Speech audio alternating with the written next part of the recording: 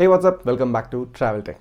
So in my previous video, you saw the unboxing, features and the detailed review of the Redtiger F7N touchscreen dashcam. So in this video, I'll be taking a deep look at its video quality in both day and night conditions. In case if you have missed my previous video, head down to the description. You will find the link right there. Also, along with showing you the video quality review, I'll be bringing up a comparison of the Redtiger with the Easy Drive in one of my upcoming videos.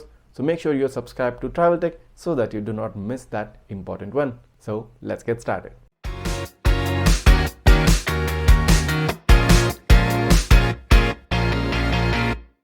So taking a look at the first sample during nighttime from the front camera, I have paused the video at a certain point, and if zoomed in, you can clearly make out the number plate.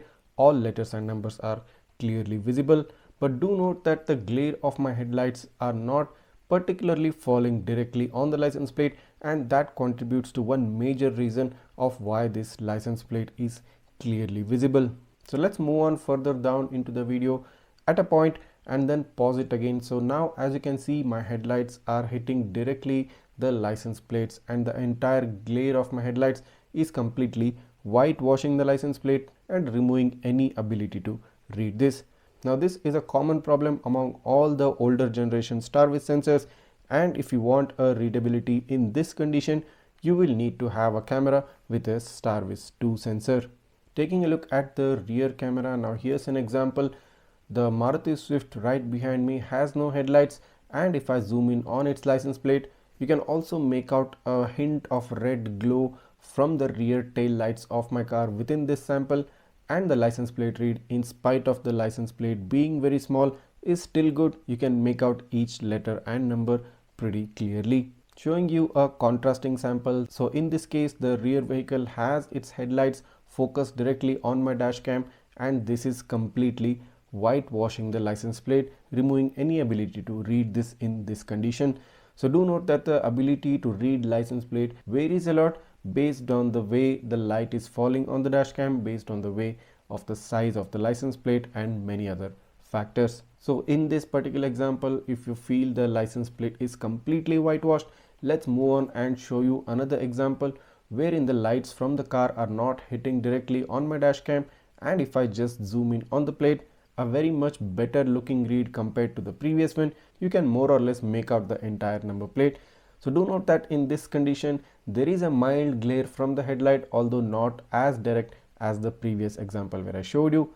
And also along with that, there is a bit of street light falling on those license plates, which enhance the ability of the dash camera to get a proper capture. Coming to the daytime sample from the front dash camera, let's pause the video and show you the example of 3 different cars at 3 variable distances.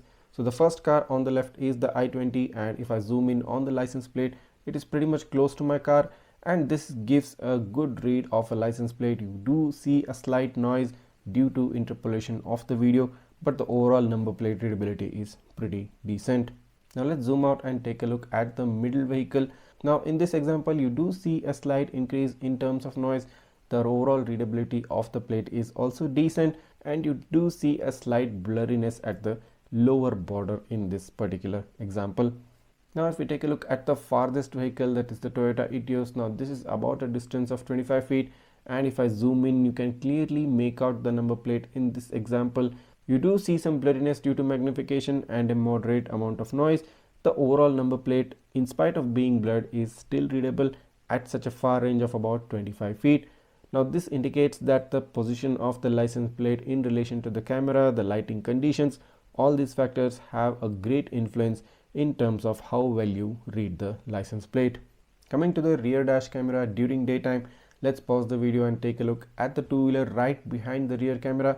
There is a sort of a blurriness in this. The size of the license plate is also very small since this is a two-wheeler, but the overall readability is good, and you can't be expecting much from a 1080p camera than this. Taking a look at the other vehicle, which is about a distance of 15 to 20 feet, again a blurriness due to the magnification, but very less amount of noise since this is the native 1080p, blurred out letters and numbers, but the overall read is still good, and you can individually make out the number plate. Let's fast forward and show you another example from the rear camera to show you how the lighting condition and distance affects the license plate read. Now zooming in, so as you can see, this is a much better license plate read, compared to the previous one which I just showed you now. In this example, the whole of the license plate is pretty good, very minimal amount of noise, slight blurriness, and this is the best any 1080p rear camera can do, which specifically doesn't have the latest starvis 2 sensor.